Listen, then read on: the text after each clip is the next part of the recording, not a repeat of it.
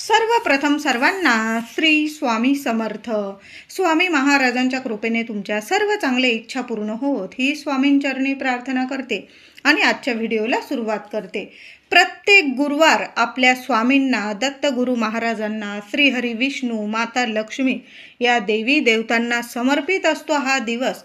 आजकालचं जीवन धावपळीचं आहे, मान्य आहे, पण आपल्याला आठवडाभर नाही ना वेळ मिळत. किमान गुरुवारी तरी आपण थोडी का होईना सेवा आपल्या स्वामींचरणी, दत्तगुरु महाराजांच्या चरणी, श्रीहरी विष्णू, माता लक्ष्मी यांच्या चरणी थोडी का होईना सेवा आपण दिलीच पाहिजे. प्रत्येकाने, तुम्हाला नाही ना आठवडाभर मिळत, किमान गुरुवारी तरी आपल्या स्वामींच्या दर्शनाला नक्की जात जा. तुम्हाला लाईन लावता येत नसेल, किमान नुसतं दर्शन घेऊन, स्वामींचं दर्शन घेऊन तिथं नतमस्तक नक्की होत जा.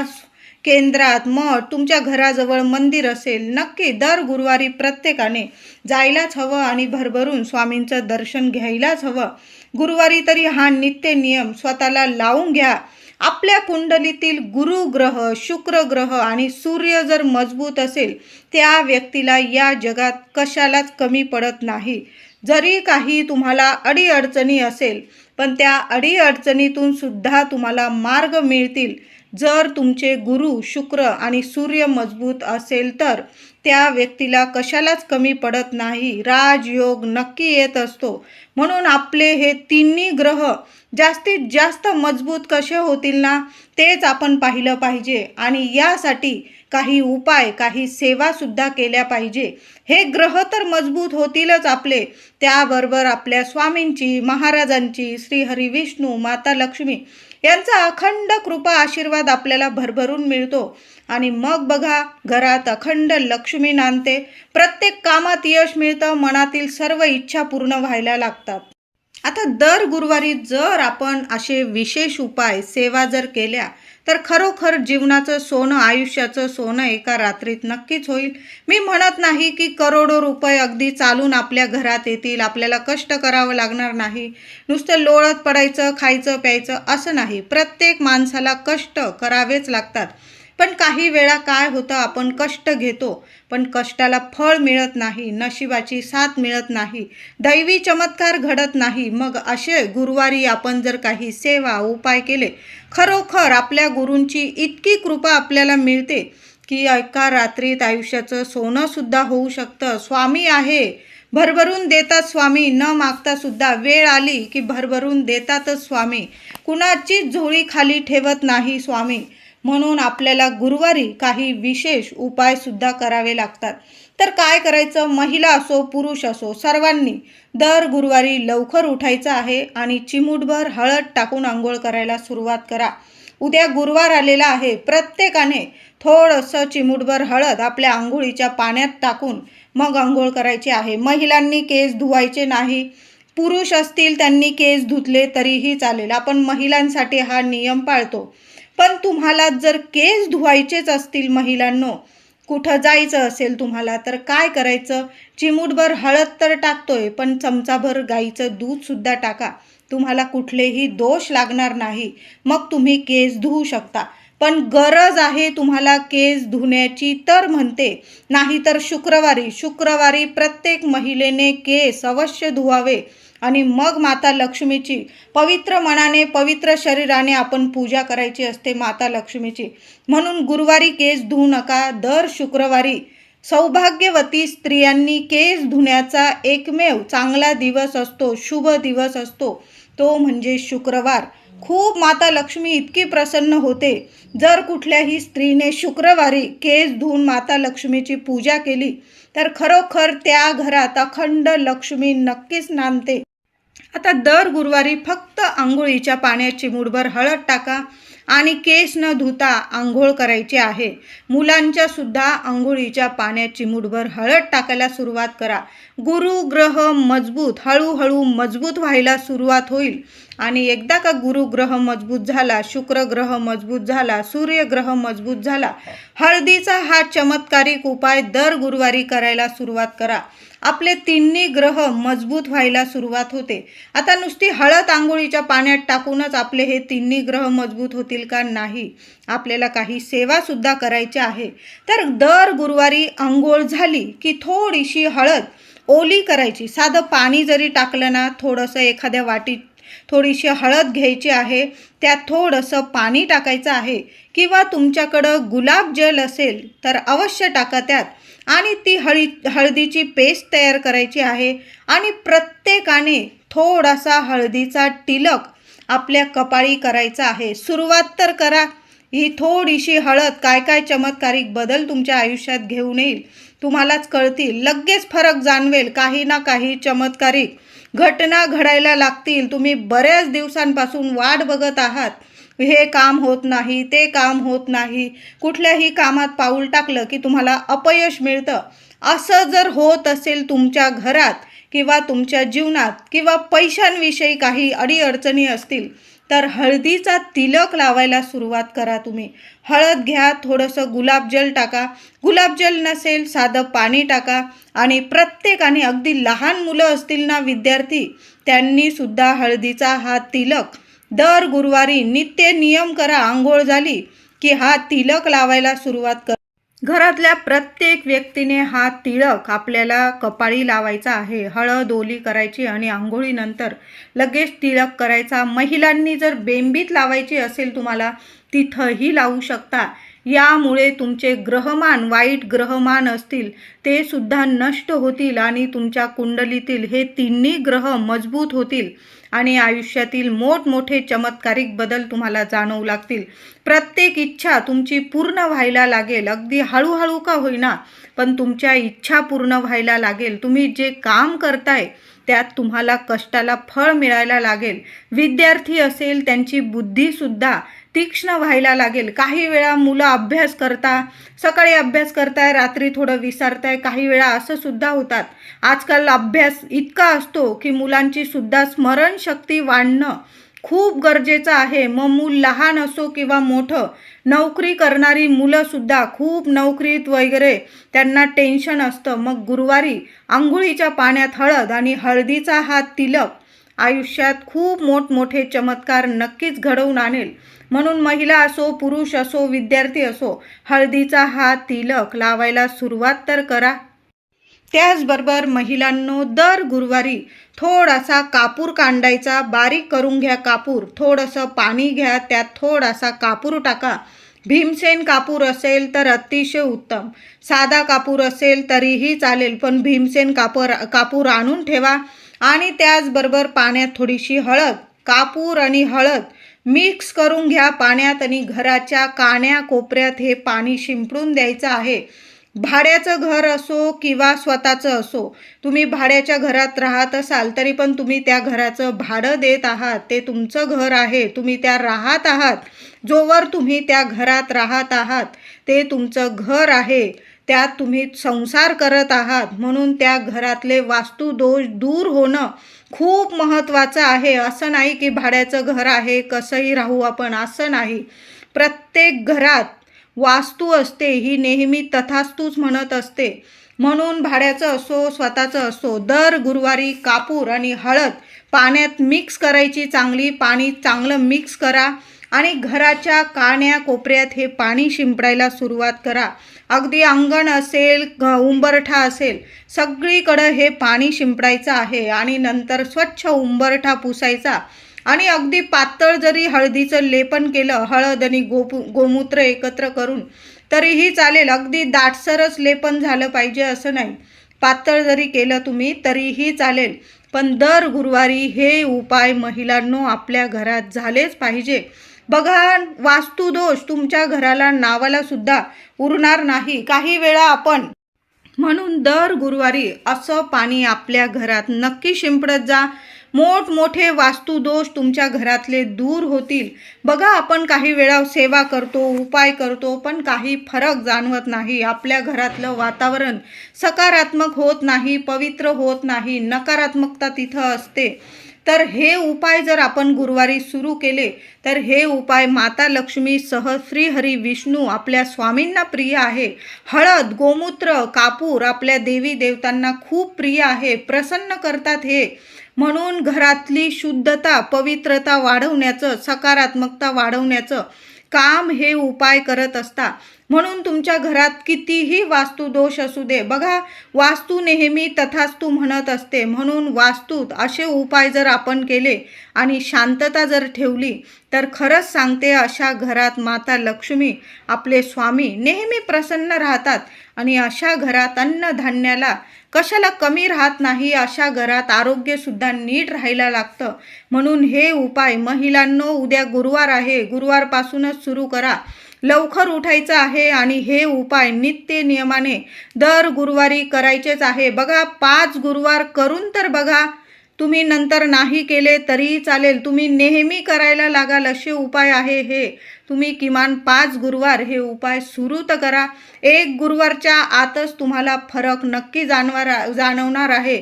उद्या हे उपाय सुरू तर करा. 24 तासांच्या आत तुमच्या घरात आनंदाच्या बातम्या यायला लागतील, कामात यश मिळायला लागेल, मुलांची प्रगती व्हायला लागेल. म्हणजे खुश खबर, आपल्या घरात आनंदाच्या बातम्या यायला लागेल आणि आडलेली कामं, बरेच दिवस झाले तुमची कामच होत नाही, ते कामंसुद्धा आपोआप व्हायला लागतील. त्याचबरोबर दर गुरुवारी तुळशीला पाणी न घालता, आता आपण विठ्ठल रुक्मिणीची मूर्ती आहे, श्रीहरी विष्णूंची, बाळकृष्णाची मूर्तीला अभिषेक घालतोय, ते पाणी तुम्ही तुळशीला टाकू शकता. पण इतर पाणी नाही टाकलं तुम्ही तरीही चालेल. मग दर गुरुवारी काय करायचं, तुळशीला चमचा किंवा 2 चमचे मुळाशी कच्चं दूध अर्पण करायला सुरुवात करा. आणि ते दूध अर्पण केलं की चिमूटभर हळद पण अर्पण करायची. हळद आणि दूध अर्पण करताना ओम नमो भगवते वासुदेवाय नमः, ओम नमो भगवते वासुदेवाय नमः किमान 21 वेळा मंत्र जपत राहा. तुळशी वृंदावन असेल मोठं तुमच्याकडं आणि तुम्हाला जागा असेल तुम्हाला प्रदक्षिणा घालायला, तर किमान 21 वेळा मंत्रोच्चार करा आणि 21 तुम्हाला हे मारायचे आहे, प्रदक्षिणा घालायची आहे तुळशीला. आता वृंदावन असेल, तुमचं खिडकीत असेल, तुम्ही स्वतःभोवतीसुद्धा प्रदक्षिणा मारू शकता. किंवा नुसतं आता काहींना नाही उठबस होत, मग अशा स्त्रियांनी, पुरुषांनी नुसतं दूध अर्पण केलं आणि हळद अर्पण केली आणि ओम नमो भगवते वासुदेवाय नमः, ओम नमो भगवते वासुदेवाय नमः हा मंत्रोच्चार जरी केला ना, माता लक्ष्मीसह श्रीहरी विष्णू अखंड कृपा वास करणार आहे तुमच्या घरात. तुमच्या घरातलं दुःख, दारिद्र्य असेल, पितृदोष असेल, वास्तुदोष असेल, जी काही इडापिडा असेल क्षणात दूर होणार आहे. म्हणून दर गुरुवारी आपल्या तुळशीला नक्की थोडंसं दूध आणि हळद अर्पण करायची आहे. तुळस लावायची असेल, गुरुवार बघून तुळस लावायला सुरुवात करा. किंवा शुक्रवारी जरी तुळस लावली तुम्ही, अतिशय शुभ दिवस असतात. दर गुरुवारी माता लक्ष्मीची, श्रीहरी विष्णूंची पूजा आपण नेहमीच करतो, पण गुरुवारी विशेष करून गुरुवारी श्री विष्णूंची, माता लक्ष्मी पाय दाबत आहे अशी मूर्ती किंवा फोटो तुमच्याकडं असेल तर त्या फोटोची, मूर्तीची दर गुरुवारी छान अशी विधिवत पूजा करायची आहे. फोटो असेल छान पुसून घ्या, लाल पिवळी फुलं व्हायची आहे, चंदन किंवा हळदी कुंकवाचा तिलक करायचा आहे, काहीतरी गोडाचा नैवेद्य दाखवायचा आहे, पिवळ्या कलरचा नैवेद्य दाखवायचा आहे. पिवळं कापड असेल तर देवघरात अंथरून त्यावर तो फोटो किंवा मूर्ती ठेवायची आहे. म्हणजे बघा श्रीहरी विष्णू म्हणजे झोपलेले आहे आणि माता लक्ष्मी त्यांचे पाय दाबत आहे अशी मूर्ती, फोटो जर तुमच्या घरात असेल तर अतिशय उत्तम. नसेल तर तुम्ही गुरुवार बघून असा फोटो किंवा मूर्ती आणून तुमच्या देवघरात स्थापन करू शकता. पिवळी फुलं व्हा, माता लक्ष्मीला लाल फुलं व्हायची आहे, पिवळा नैवेद्य दाखवायचा आहे. यामुळे सुद्धा घरात मोठमोठे चमत्कारिक बदल तुम्हाला जाणवतील. म्हणून दर गुरुवारी अशा फोटोची किंवा अशा मूर्तीची माता लक्ष्मी श्रीहरी विष्णूंचे पाय चेपत आहे, दाबत आहे, त्यांची सेवा करत आहे असा जर फोटो असेल तर खूप छान. बघा किती सुंदर, म्हणजे तो फोटो बघताच इतकं मन प्रसन्न होतं. मग अशा घरात वातावरणसुद्धा कायम प्रसन्न राहतं. म्हणून असा फोटो आणायचा असेल तर गुरुवार बघून नक्की आणू शकता तुम्ही. त्याचप्रमाणे दर गुरुवारी किमान 5 गुरुवार तरी आपल्याला प्रत्येक आईने जरी उपाय केला किंवा वडिलांनी, मुलांना खूप अडीअडचणी येत आहे, तुमची मुलं अभ्यास करत असतील, विद्यार्थी असतील किंवा नोकरी करत असतील किंवा नोकरी लागून त्यांच्या विवाहात म्हणजे लग्नात काही अडथळे येत असतील किंवा मुलाबाळांची लग्न पण झालेली आहे, संतान प्राप्ती होण्यात काही प्रॉब्लेम येत असतील, तर काय करायचं आहे? आईने करा, वडिलांनी करा किंवा स्वतः मुलगा किंवा मुलगी हे उपाय करू शकता। दर गुरुवारी किमान 5 गुरुवार तरी गाईला स्वतःच्या हाताने गूळ आणि चण्याची डाळ स्वतःच्या हाताने खाऊ घालायची आहे। गाईने तुमचे हात चाटले तर तुमच्या नशिबात जे काही वाईट ग्रहमान असतात, तुमच्या हस्तरेषा जर काही वाईट असतील, येणारे अपयश तुमच्या हस्तरेषातून पुसून जातात व तुम्हाला प्रत्येक कामात यश मिळायला लागतं। म्हणून दर गुरुवारी आपल्याला गाईला चणा डाळ आणि गूळ खाऊ घालायचा आहे। तिथं चारा मिळत असेल हिरवा, तुम्ही तोही खाऊ घालू शकता, पण चणा डाळ आणि गूळ, किमान थोडीशी मुठभर चणा डाळ आणि त्यावर गुळाचा खडा असा स्वतःच्या हाताने गाईला खाऊ घालायचा आहे। आईने जरी हे उपाय केले तरीही चालेल आणि तुमचा हात जर चाटत असेल गाय, तर नक्कीच असा उपाय नक्की करा। ही सेवा आहे गोमातेची। दर गुरुवारी पिवळ्या रंगाचे कपडे घालून आपल्याला मंदिरात जायचं आहे। आपण स्वामींच्या, दत्तगुरू महाराजांच्या, तुम्ही पण जात असाल, मी पण जाते, माझ्या स्वामींच्या मंदिरात, आपल्या स्वामींच्या मंदिरात आपण जातोच। मग काय करायचं? अशा वेळी पिवळ्या रंगाचे किंवा केशरी रंगाचे कपडे घालून आपल्या स्वामींच्या मंदिरात जायचं आहे। तुमच्या घराजवळ दत्तगुरू महाराजांचं असेल, गजानन महाराजांचं मंदिर असेल, तर आपण पिवळ्या रंगाचे कपडे घालून मंदिरात जाऊन स्वामींना पिवळी केळी, पिवळी मिठाई असा नैवेद्य दाखवायचा आहे। त्याचबरोबर तुम्हाला जर घरातून गुळाच्या दशम्या म्हणजे गुळाच्या पोळ्या जर करून नेता आल्या, तर तिथं जाऊन त्या गुळांच्या दशम्यांचा नैवेद्य दाखवायचा आहे आणि नैवेद्य दाखवल्यानंतर थोडासा नैवेद्य प्रसाद म्हणून घरी आणायचा आणि बाकी सर्व प्रसाद तिथं लोकांमध्ये वाटायचा आहे। देवळात जर तुम्ही गोड दशम्या दान केल्या तर महाराज खूप प्रसन्न होतात। म्हणून 5 गुरुवार तरी तुम्ही गोडाच्या दशम्या दान तर करून बघा महाराजांच्या मंदिरात। त्याचबरोबर 5 गुरुवार प्रत्येक आईने स्वामींच्या मठात म्हणजे स्वामींच्या मंदिरात जाऊन एक तुपाचा दिवा स्वामींसमोर लावायचा आहे। आता समजा मंदिरात स्वामींसमोर आपल्याला दिवा नाही लावता आला, तर काय करायचं? स्वामींच्या जवळपास जरी लावला, मंदिराबाहेर जरी लावला, औदुंबराचं झाड असेल तिथं एखाद्या कोपऱ्याला आपण मातीच्या पंतीत तुपाचा दिवा लावला तरीही चालेल। तुपाच्या दिव्यात सात्विकता असते, यशाचे आणि मांगल्याचे प्रतीक आहे तुपाचा दिवा। तुमच्या मुलांना इतकं यश मिळेल की त्यांचं सगळं अपयश निघून जाईल, नष्ट होईल, त्यांच्या मागची इडापिडा स्वामी नष्ट करतील, असा हा तुपाचा दिव्याचा उपाय आहे। म्हणून 5 गुरुवार तरी उपाय करताना, सेवा करताना स्वामींना नतमस्तक व्हायचं, स्वामींना प्रार्थना करायची। तसं तर सांगायची गरज नाही, पण आपलं मन तरी आपण कोणाकडं मोकळं करायचं? आपल्या स्वामींजवळ मोकळं करायचं।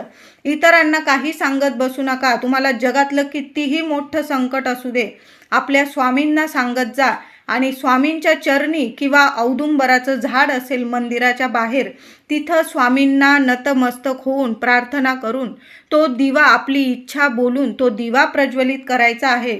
थोडा वेळ शांत बसा तिथं आणि मग घरी यायचं आहे। ती पंती घरी आणू नका, प्रत्येक गुरुवारी नवीन मातीची पंती घ्या।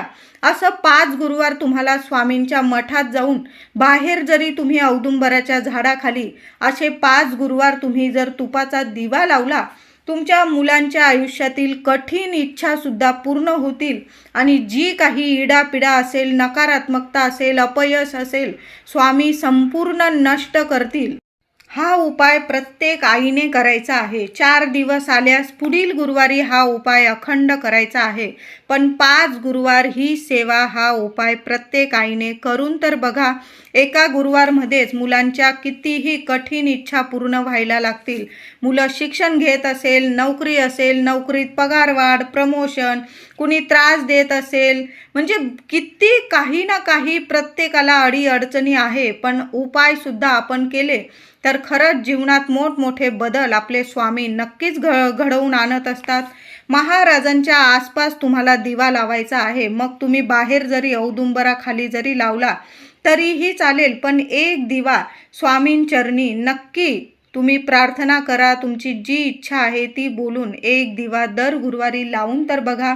दर गुरुवारी आपल्याला स्वामींची सेवा आपण तर नित्य नियमाने करतोच, पण दर गुरुवारी 11 माळी श्री स्वामी समर्थ मंत्र जप जरूर करायचा आहे. प्रत्येकाने करा. त्याचबरोबर एक पाठ स्वामी चरित्र सारामृताचा प्रत्येकाने करा. तुम्हाला जर नाही वेळ मिळत ना, थोडे अध्याय सकाळी वाचा, थोडे अध्याय दुपारी, थोडे संध्याकाळी, थोडे रात्री, असे 4 टाईम जरी तुम्ही वाचलं तरी पण चालेल. पण एक पाठ दर गुरुवारी एक पाठ स्वामी चरित्र सारामृताचा व्हायलाच पाहिजे आपल्याकडून. कुणीही करा, घरातील पती पत्नी मुलं कुणीही केलं तरीही चालेल, पण घरात आपल्या घरात म्हणजे सगळ्या भिंतींना पण ऐकू गेलं पाहिजे. अशा स्वरात अगदी पुटपुटायचं नाही, थोडासा आवाज जर असा आपल्या भिंतींना पण गेला पाहिजे. आपल्या स्वामींचं स्वामी चरित्र म्हणजे आत्मा आहे आपल्या स्वामींचा. ते जर आपण थोडंसं वाचलं, एक पाठ जर दर गुरुवारी केला तर बघा जीवनाचं आयुष्याचं नक्कीच सोनं होतं. स्वामींची सर्वात प्रभावी सेवा जर म्हटली ना तर 11 माळी स्वामींचा जप आणि एक पाठ स्वामी चरित्र सारामृताचा. आपण 3 अध्याय तर दररोज वाचतच असतो, पण एक पाठ स्वामी चरित्र सारामृताचा दर गुरुवारी नक्की सुरू करा. एका बैठकीत नाही होत ना, मग थोडा गॅपनी तुम्ही वाचलं तरीही चालेल. त्याचबरोबर तुमच्या आयुष्यात जर खूप कठीण काळ सुरू असेल तर काय करायचं, ही सेवा आपण स्वामींची तर करतच आहोत, पण त्याचबरोबर गुरुचरित्रातील 14वा अध्याय आणि 18वा अध्याय नक्की वाचायला सुरुवात करा. तुम्हाला लहानशा पोथ्या छान बाजारात पूजेच्या दुकानात तुम्हाला मिळून जाईल. गुरुचरित्रातील 14वा आणि 18वा हे 2 अध्याय गुरुचरित्राचे मेरुमणी म्हणून मानले जातात, ओळखले जातात. हे अध्याय जो व्यक्ती घरात पठण करतो किंवा तुम्ही स्वामी केंद्रात, मठात, दत्तगुरू महाराजांच्या मंदिरात जरी बसून बोललात किंवा तुमच्या घराजवळ औदुंबराचं झाड असेल त्याच्या खाली जरी दिवा लावून तुम्ही हे 2 अध्याय पठण करायला सुरुवात केले तर कितीही कठीण समस्या असू दे, मार्ग 24 तासाच्या आत नक्कीच स्वामी स्वतः मार्ग काढतात. आपले दत्तगुरू महाराज स्वतः येऊन मार्ग काढतात. कोणत्या ना कोणत्या रूपात येऊन तुमची मदत नक्की करून जातील. स्वामींची सेवा आपण करतच आहोत. त्याबरोबर स्वामींना हे 2 अध्याय गुरुचरित्र स्वामींना प्रिय आहे, पण त्यातील तुम्हाला प्रत्येकालाच गुरुचरित्र पारायण करणं शक्य होत नाही. मग अशा वेळी कठीण काळ सुरू आहे, कुठलाच मार्ग मिळत नाही, मग काय करायचं, दर गुरुवारी घरात किंवा मंदिरात किंवा औदुंबराच्या झाडाखाली गुरुचरित्रातील 14वा आणि 18वा अध्याय हे 2 अध्याय पठण करायला सुरुवात करा. कितीही कठीण काळ असू द्या, नक्कीच मार्ग निघेल. 24 तासाच्या आत तुमच्या कठीण समस्या दूर होतील आणि स्वामी साक्षात आपल्याला दर्शन देतील. दत्तगुरू महाराज कोणत्या ना कोणत्या रूपात येऊन नक्की दर्शन देतील. तुम्ही जर औदुंबराच्या झाडाखाली दिवा लावून पाणी अर्पण करायचं औदुंबराला आणि दिवा लावून ते 2 अध्याय जर पठण केले गुरुचरित्रातील, खरंच सांगते आयुष्याचं सोनं झाल्याशिवाय राहणार नाही. म्हणून नक्की ही सुद्धा सेवा करायला सुरुवात करा. किमान 5 गुरुवार तर करून बघा. तुम्ही कायम तुम्ही ही सेवा करायला सुरू कराल अशी चमत्कारिक ही सेवा आहे, प्रभावी ही सेवा आहे, स्वामींना प्रिय ही सेवा आहे. म्हणून सुरू तर करा दर गुरुवारी. त्याचबरोबर स्वामींच्या दत्तगुरू महाराजांच्या आपण मंदिरात तर जातोच, मग मंदिरात गेल्यानंतर आपण स्वामींना पिवळ्या कलरची मिठाई, पेढे, केळी आपण नैवेद्य अर्पण करणारच आहोत. त्याचबरोबर मंदिराबाहेर सुद्धा कुणी गरीब व्यक्ती असेल त्याला पिवळी डाळ, चण्याची, तुरीची, मुगाची डाळ, केळी, गूळ, पिवळी पेढे असे दान दर गुरुवारी करायला सुरुवात करा.